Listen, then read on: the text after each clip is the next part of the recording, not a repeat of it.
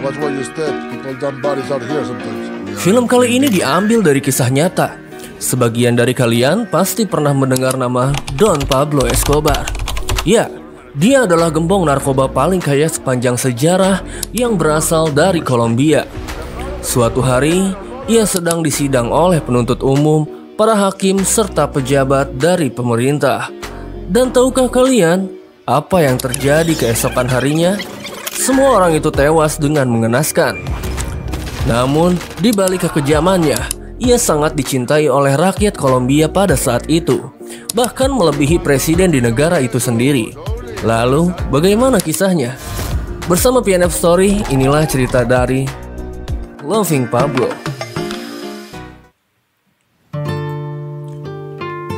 Di awal film kita diperlihatkan oleh seorang jurnalis wanita bernama Virginia Vallejo. Dia dikawal begitu ketat oleh pasukan Amerika, khususnya oleh agen DEA. Lalu siapakah dia sampai harus dijaga begitu ketat? Ternyata dia adalah orang terdekat dari Pablo Escobar yang akan membeberkan siapa Pablo Escobar sebenarnya, serta apa kelemahannya.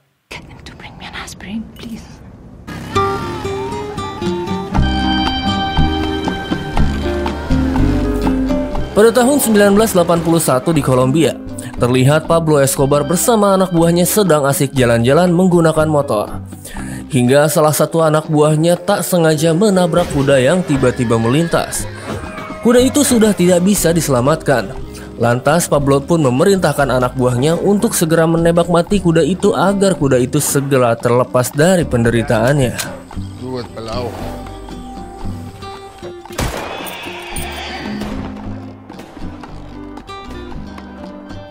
Lalu tak lama berselang, cerita beralih ke kediaman Pablo. Di sana Pablo mengatakan kepada Victoria, yaitu istrinya, bahwa ia akan mengadakan pesta besar yang diperuntukkan untuk kaum elit dari semua golongan, yaitu untuk merayakan 2000 rumah yang telah dia bangun untuk orang-orang miskin di kota mereka, yaitu kota Medellin. Sebelum acara pesta itu digelar, Pablo menyuruh rekannya yang bernama Saffrol untuk membersihkan namanya dari kepolisian karena sebelumnya Pablo diketahui telah membunuh 2 orang polisi. Pablo pun akan memberi uang yang banyak kepada Saffrol untuk segera bisa menyelesaikan kasusnya. Dan jika orang-orang di pemerintah menolak, maka Pablo tak akan segan-segan untuk membakar gedung pengadilan itu. Singkat cerita, pesta itu digelar dengan penjagaan yang sangat ketat. Terlihat di sana juga seorang jurnalis wanita bernama Virginia hadir bersama rekannya. Virginia bertanya-tanya mengapa pesta ini digelar dengan penjagaan begitu ketat.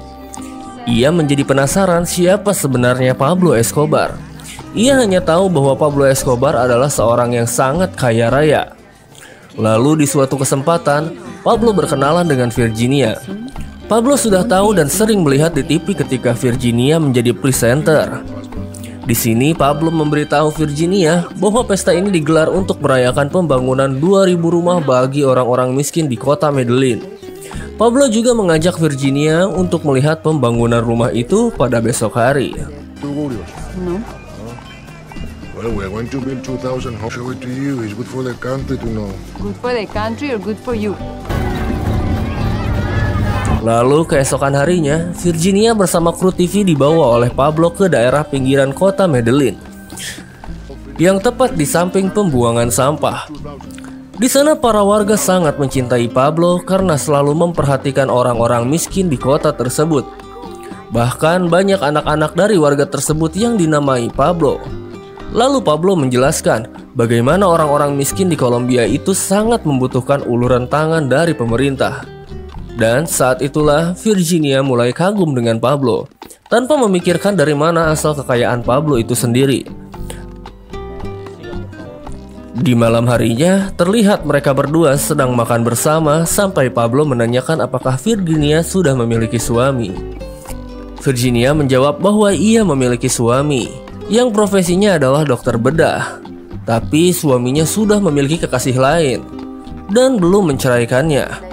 Virginia merasa tak tahan lagi dengan suaminya. Dan tahukah kalian apa yang terjadi keesokan harinya? suami Virginia didatangi oleh sekelompok orang saat sedang melakukan bedah dan dipaksa untuk segera menceraikan Virginia. Sebegitu mengerikannya Don Pablo ini. Lalu 1 minggu kemudian Virginia dibawa oleh Pablo ke acara pesta. Pablo tak segan-segan memperkenalkan Virginia kepada orang-orang di sana. Virginia akhirnya tahu bahwa mereka adalah mafia kartel narkoba. Namun anehnya Virginia merasa terlindungi dan nyaman berada di sana karena ia sangat dihormati ketika bersanding dengan rajanya, yaitu Pablo. Virginia semakin terpesona ketika melihat Pablo memimpin pertemuan bersama para kartel lainnya. Di sana Pablo membagi wilayah perdagangan kartel miliknya. Kartel Medellin akan mengambil wilayah Florida, sementara kartel Cali akan mendapat wilayah New York. Namun semua kartel tersebut harus membayar pajak yang besar kepada Pablo. Keesokan harinya di Florida terlihat ada mobil besar yang menghalangi jalan sebuah tol. Tentu hal itu membuat pengemudi lain kesal. Guys, are you nuts? What the fuck? Namun tahukah kalian bahwa tiba-tiba ada pesawat yang mendarat di sana? Ternyata pesawat itu membawa kokain atas perintah Pablo. Para anak buah Pablo segera mengambil barang haram itu dan akan diedarkan di Florida. Do the math. 1 kilo is worth 7 lactose, and it becomes 3 kilos, which are worth 100. Peredaran barang haram milik Pablo Escobar meningkat tajam di Amerika. Dilaporkan bahwa narkoba yang ada di Amerika 80%-nya berasal dari Kolombia. Sampai-sampai Presiden Amerika pada saat itu yang menjabat harus terus mengingatkan warganya untuk menghindari barang haram tersebut. Presiden juga mengutus agen DEA terbaik untuk menyelesaikan masalah tersebut. Agen tersebut bernama Shepard. Dia baru saja bertemu dengan perwakilan Kolombia yang menjelaskan bahwa mereka sangat kewalahan menyelesaikan masalah tersebut di negaranya. Mengingat banyak hakim yang sudah pasti disogok atau dibunuh oleh para kartel jika berurusan dengan mereka. Sebagai solusi, mereka akan membuat perjanjian untuk mengekstradisi para penjahat di Kolombia, yaitu agar semua terdakwa narkoba di Kolombia akan ditindak dan dihukum di Amerika. Hal tersebut ternyata terdengar juga oleh Pablo dan para kartel lain. Di sini Pablo berencana akan masuk ke dunia politik agar perjanjian ekstradisi itu dibatalkan.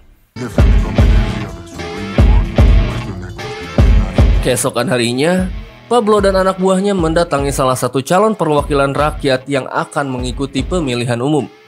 Mereka memberikan uang yang sangat banyak untuk kelangsungan kampanye kandidat tersebut, dengan syarat nantinya Pablo harus diangkat menjadi senator.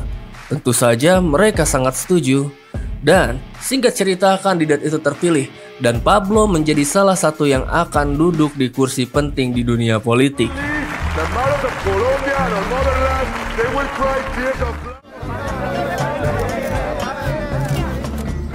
That's my the first day he attends Congress. Why?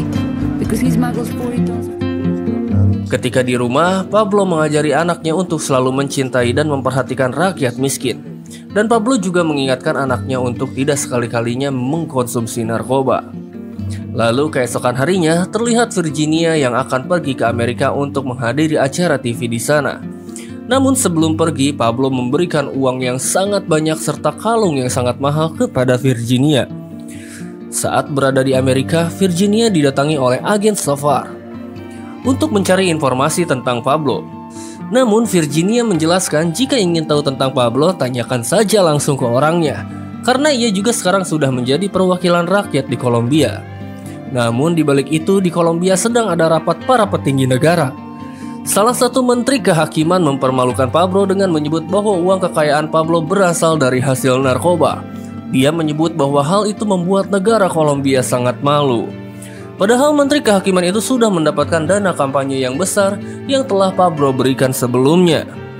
Di sana, Pablo terus dipermalukan sampai para petinggi lain menertawakannya. Hal tersebut tentu terdengar oleh warga Kolombia, termasuk istrinya yaitu Victoria. Victoria sebelumnya sudah melarang Pablo untuk terjun ke dunia politik. Hal itu diperburuk dengan surat kabar yang memberitakan bahwa Pablo dulu pernah membunuh 2 orang polisi. Ternyata Saprol yang diutus Pablo untuk membersihkan namanya dari kasus pembunuhan 2 orang polisi itu tidak menjalankan tugasnya. Diketahui Saprol malah memakai uang itu untuk kepentingan pribadinya. Dan karena hal tersebut, Saprol disiksa oleh anak buah Pablo hingga tewas.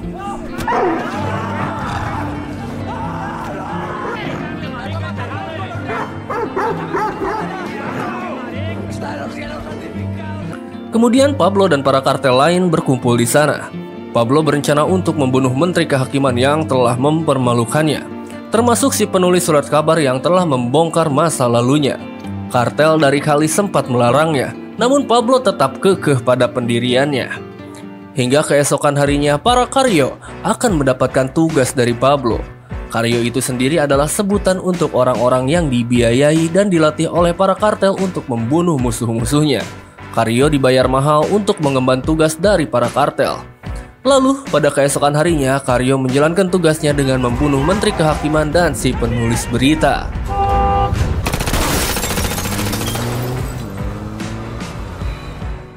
Pada malam hari, Pablo dan Virginia bertemu di sana. Pablo menjelaskan bahwa dirinya akan melawan pemerintah yang tetap kekeh ingin mengaktifkan perjanjian ekstradisi itu, walaupun dengan cara berperang. Virginia sempat melarangnya karena yang dilawan adalah pemerintah.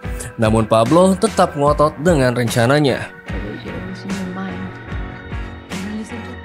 Hingga pada Mei 1984, para kartel narkoba melakukan rapat rahasia dengan perwakilan pemerintah. Di sana para kartel berkenan untuk membayar hutang yang begitu besar kepada negara lain. Tetapi dengan syarat pemerintah harus menghapus jejak kejahatan dari para kartel serta membatalkan perjanjian ekstradisinya. Sayangnya di sini perwakilan pemerintah menolak hal itu. Hingga saat itu juga Pablo menyatakan perang terhadap pemerintah. And look at us. Who has more cash here? Sejak itu Pablo memberikan teror terhadap para pejabat yang menentangnya. Terlihat salah satu pejabat yang sebelumnya menantang Pablo diberikan peti mati ke rumahnya. Hingga pejabat itu ketakutan dan langsung terkena serangan jantung hingga tewas. Karena teror yang terus dilancarkan oleh Pablo, pemerintah mengeluarkan surat edaran untuk menangkap Pablo dengan hadiah 1 miliar peso. Pablo merasa terhina karena dirinya hanya dihargai 1 miliar peso. Besoknya ia pun memerintahkan anak buahnya untuk mempersenjatai kalangan bawah yang selalu mencintainya untuk membunuh semua aparat pemerintah dengan imbalan yang sangat besar. Terlihat orang-orang yang sudah dipersenjatai mulai membunuh semua polisi yang mereka temui. Namun pemerintah juga tidak tinggal diam. Para aparat dengan brutal membunuh orang-orang yang dianggap ikut dengan Pablo. Tak sampai di sana, pemerintah juga terus mendapatkan kabar kematian dari para aparatnya. Lalu mereka membentuk agen khusus untuk memberantas para anak buah Pablo. Di balik itu, Virginia tiba-tiba dipecat karena diketahui ada hubungan dengan Pablo. Virginia mengancam bosnya bahwa ia akan melaporkan hal itu kepada Pablo agar bosnya itu segera dilenyapkan. Beberapa hari kemudian, Virginia menghubungi Pablo dan merasa sangat kesal karena telah dipecat dan dijauhi orang-orang karena kedekatannya dengan Pablo Escobar. Virginia mengatakan bahwa dirinya tidak mau lagi berhubungan dengan Pablo. Pada saat itu, Pablo yang sedang bersembunyi di hutan langsung terlacak oleh agen pemerintah, hingga pertempuran pun terjadi di hutan tersebut. Beruntungnya, Pablo sendiri berhasil melarikan diri walaupun dengan keadaan telanjang bulat. Di balik itu, anak buah Pablo yang memegang kendali kartel Cali tertangkap dan ditembak mati. Setelah itu, Pablo semakin membabi buta lagi dengan meledakkan tempat-tempat milik pemerintah sampai pemerintah merasa kewalahan. Walaupun Pablo orang yang sangat dicari, ia tetap berkeliaran bersama keluarganya karena pengeboman itu terus dilancarkan. Hingga suatu saat akhirnya Pablo bersedia untuk menyerahkan diri dan juga dipenjara. Tapi dengan syarat penjara tersebut harus sesuai keinginan Pablo. Dan Pablo sendirilah yang membuat penjara itu. Singkat cerita, di dalam penjara ia sering bermain bola. Pablo juga tak akan pernah menghentikan pertandingan bola sampai tim yang Pablo mainkan itu menang. Tentu saja lawannya pun akan mengalah karena takut dengan sang raja kartel. Bahkan di penjara Pablo bebas memasukkan wanita-wanita panggilan untuk menghibur dirinya serta para antek-anteknya. Terbukti di penjara tersebut, Pablo lebih mudah mengatur perdagangan narkobanya tanpa harus ditangkap polisi. Setiap minggunya, anak dan istrinya datang untuk berkumpul. Di balik itu, Virginia sendiri terus menganggur dan tak kunjung mendapatkan pekerjaan. Ia terus menjual harta-hartanya sampai habis. Ia tidak bisa menjadi jurnalis karena stasiun TV di dunia telah memboikotnya. Hingga suatu hari, Virginia pergi ke penjara untuk menemui Pablo. Di sana ia meminta uang yang cukup banyak, karena sekarang Virginia berencana untuk tinggal di Eropa. Namun karena pada saat itu Virginia telah membandingkan dirinya dengan istri sah dari Pablo, itu membuat Pablo sangat marah karena istri Pablo yaitu Victoria tidak sebanding dengan wanita manapun, karena Victoria telah menemani Pablo ketika miskin sampai kaya seperti saat ini. Sedangkan Virginia hanya suka dengan Pablo karena Pablo banyak uang. Lalu pada malam harinya, terlihat Pablo sedang membicarakan hasil penjualan narkoba dari kartel Cali yang tak sesuai dengan perjanjian awal mereka. Menurut kartel Cali, saat ini penjualan sedang sulit dan banyak barang yang sudah disita polisi. Lalu, Pablo yang tahu mereka sudah menipunya, langsung memerintahkan anak buahnya di sana untuk segera membunuh mereka.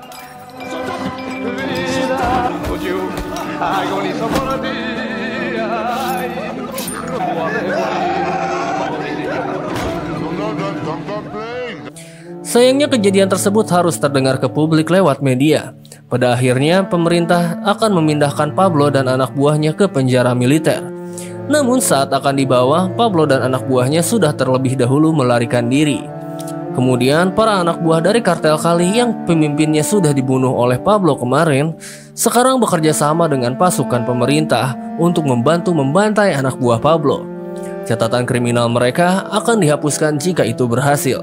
Tak sampai di situ saja, pesaing kartel Pablo juga ikut bergabung dengan pemerintah, termasuk DEA dan juga CIA. Setelah itu mulai bertebaran mayat dari anak buah Pablo dan antek-anteknya. Bahkan Virginia sendiri terus diteror. Sampai suatu ketika Virginia hampir diberondong peluru ketika hendak menjual satu-satunya emas yang dia miliki. Beruntung Virginia masih selamat meskipun terus diteror dan hampir dibunuh. Akhirnya Virginia menemui agen Safar. Di sini Virginia berkenan membuka semua kedok Pablo dengan syarat meminta perlindungan. Virginia memberitahu kelemahan Pablo, yaitu keluarganya. Pablo yang merasa keluarganya sudah tak aman lagi memerintahkan istri dan anaknya untuk segera pergi ke Eropa. Namun sayangnya saat akan pergi, CIA menahan anak dan istrinya tersebut. Anak dan istri Pablo ditahan di sebuah hotel dan tepat di samping kamar keluarga Pablo. Agen Safar dan CIA sedang mengintainya. Pablo yang melihat di TV bahwa istri dan anaknya telah ditangkap langsung menghubungi keluarganya. Namun di sini istri Pablo menyuruh untuk tidak menghubunginya lagi karena pemerintah akan melacak. Pablo sekarang tak peduli lagi dengan keselamatannya. Ia hanya ingin mendengar suara dari anaknya. Para agen yang sudah mengetahui keberadaan Pablo langsung bergegas untuk menangkapnya. Bahkan pemerintah menyuruh agen mereka untuk membunuh Pablo di sana. Pablo sempat berbincang dengan anak sulungnya yang harus ia katakan ke media nanti. Pemerintah mengingkari janji untuk membiarkan keluarganya pergi ke negara lain. Pemerintah juga terus membohongi dirinya dengan tidak memberi perlindungan ke keluarganya. Ketika waktu itu Pablo menyerah, ia memberi amanat kepada anak sulungnya untuk bisa menjaga adik dan ibunya. Pablo memberikan tanggung jawab kepada keluarga di pundak anak sulungnya. Hingga para agen datang dan langsung menembaki Pablo. Raja dari raja kartel narkoba itu harus tewas mengenaskan. Para agen bersorak-sorai mendengar Pablo telah tewas. Namun anak dan istrinya menangis. Cerita pun selesai. Sebelum Pablo tewas, ada sebuah kata-kata yang salah satunya adalah Pablo mengatakan, setinggi apapun jabatanmu, sebanyak apapun hartamu, ketika kamu terperosok di bawah, hanya keluargamu lah yang akan terus bersamamu. Maka jadikanlah keluargamu prioritas utama. Bagaimana menurut kalian? Itulah cerita dari film Loving Pablo. Jika kalian suka dengan video ini, jangan lupa subscribe dan like videonya. Karena setiap hari akan banyak cerita film yang seru untuk kalian semua. Saya Panji, terima kasih dan sampai jumpa.